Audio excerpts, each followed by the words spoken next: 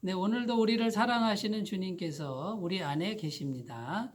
오늘 말씀은 마가복음 5장 25절에서 34절 말씀입니다. 12해를 혈루증으로 알아온 한 여자가 있어 많은 의사에게 많은 괴로움을 받았고 가진 것도 다 허비하였으되 아무 효험이 없고 도리어 더 중하여졌던 차에 예수의 소문을 듣고 무리 가운데 끼어 뒤로 와서 그의 옷에 손을 대니 이는 내가 그의 옷에만 손을 대어도 구원을 받으리라 생각함일러라. 이에 그의 혈루 근원이 곧 마름에 병이 나은 줄을 몸에 깨달으니라. 예수께서 그 능력이 자기에게서 나간 줄을 곧 스스로 아시고 무리 가운데서 돌이켜 말씀하시되 누가 내 옷에 손을 대었느냐 하시니 제자들이 여짜오되 무리가 애워싸 미는 것을 보시며 누가 내게 손을 대었느냐 물으시나이까 하되 예수께서 이 일 행한 여자를 보려고 둘러보시니 여자가 자기에게 이루어진 일을 알고 두려워하여 떨며 와서 그 앞에 엎드려 모든 사실을 여쭈니 예수께서 이르시되 딸아 내 믿음이 너를 구원하였으니 평안히 가라 내 병에서 놓여 건강할지어다. 아멘.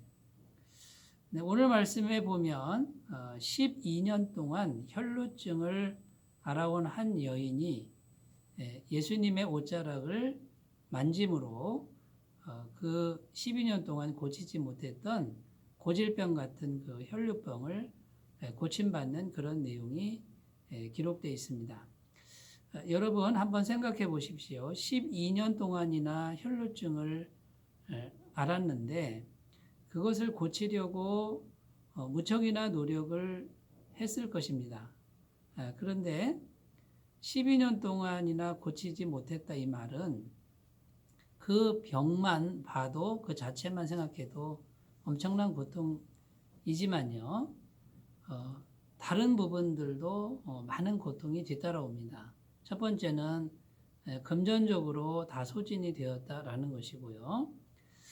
그 다음에 혈루증은 여자가 피를 흘리는 이 질병은 율법에서 부정한 병으로 규정되어 있습니다. 그러니까 가족들도 떠났고 그 다음에 이웃들도 그 여인을 더 이상 이제 돌보지 않는 완전히 사회적으로 고립되고 공동체에서 분리된 이런 고통이 또 뒤따라오는 것입니다. 자, 그러면 이제 가족과 공동체에서 완전히 분리된 이 여인의 영혼의 상태는 어떠할까요? 날마다 낙심이고 날마다 수치스럽고 날마다 절박한 그런 영혼의 상태일 수밖에 없는 이 여인의 상태라고 할 수 있는 것이죠. 자, 그런데 이 여인이 사람들 틈에 껴서 예수님께로 다가옵니다. 이 여인이 생각합니다.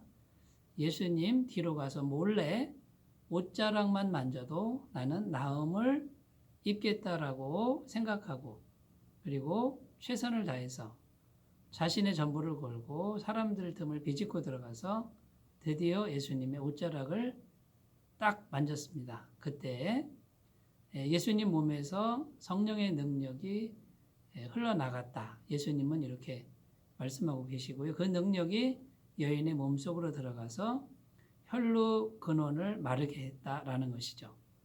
피가 흐르는 그 지점을 깨끗하게 고쳤다라고 성경은 말씀하고 있습니다.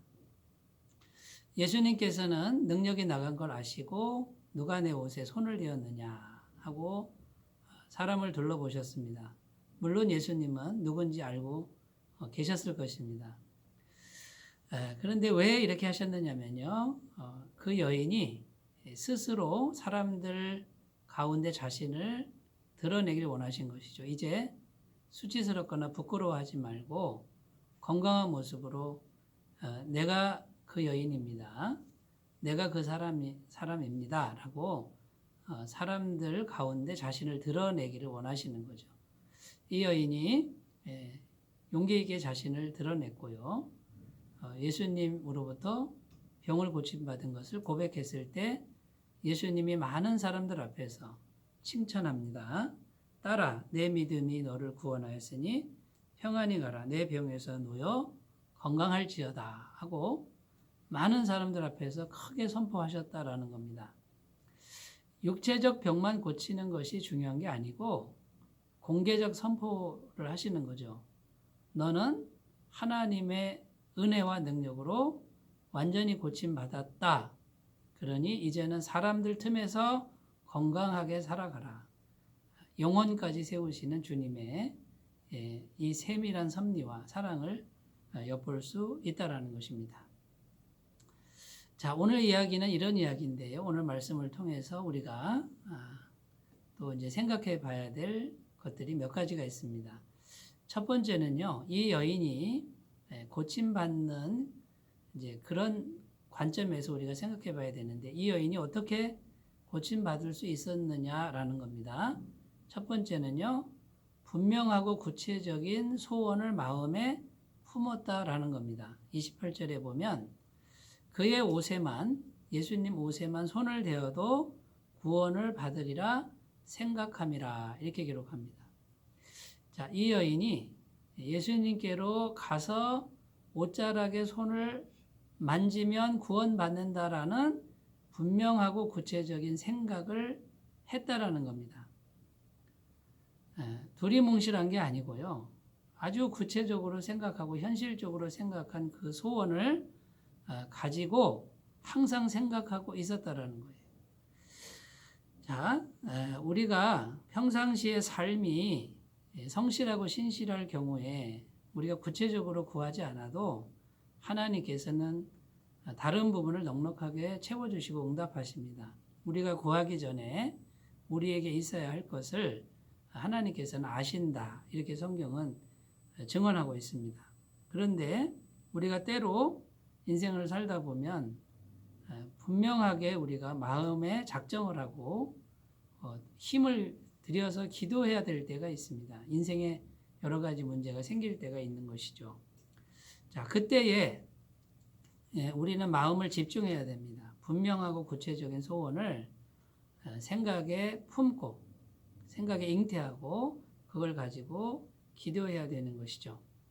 자, 모든 부분에서 형통케 하셨지만 이제는 그 현실적 삶을 뛰어넘는 소원을 품어야 됩니다.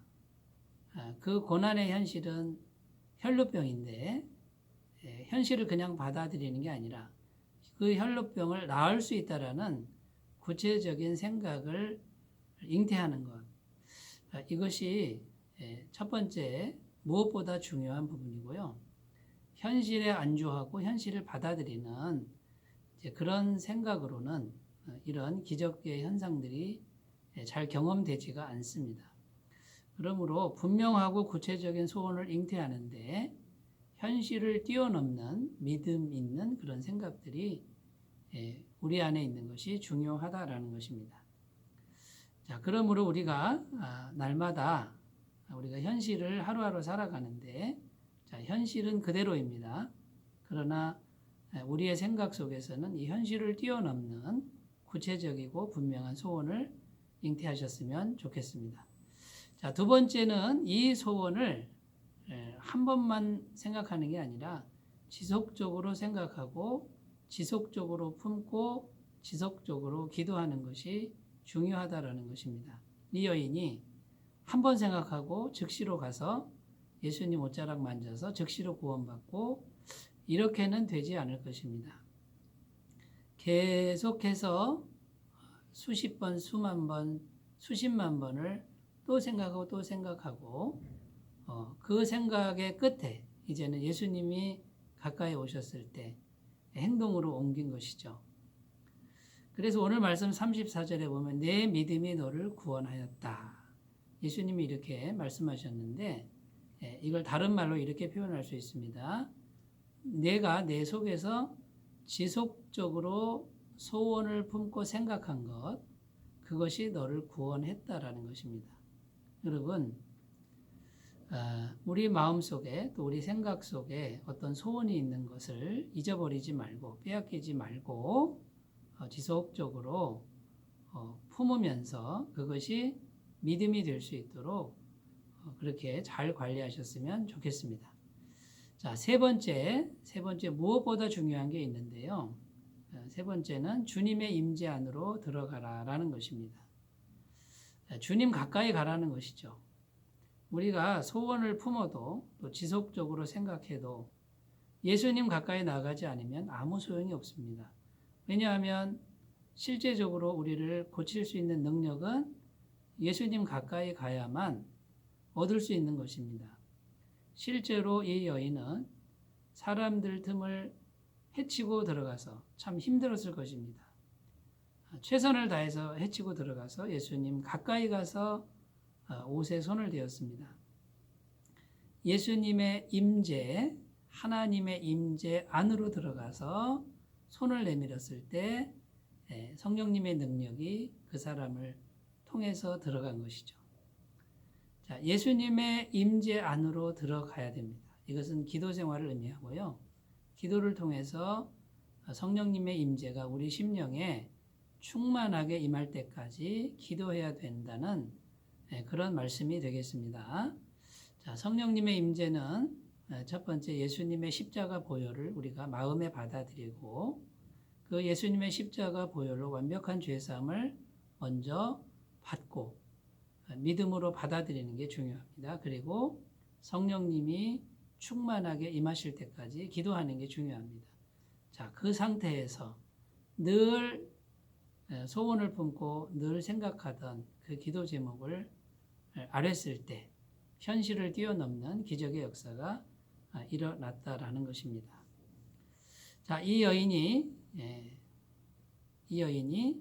해결한 그 숙제, 과제가 많았습니다. 이 여인을 가로막는 장애물들이 굉장히 많았는데 죄책감이죠.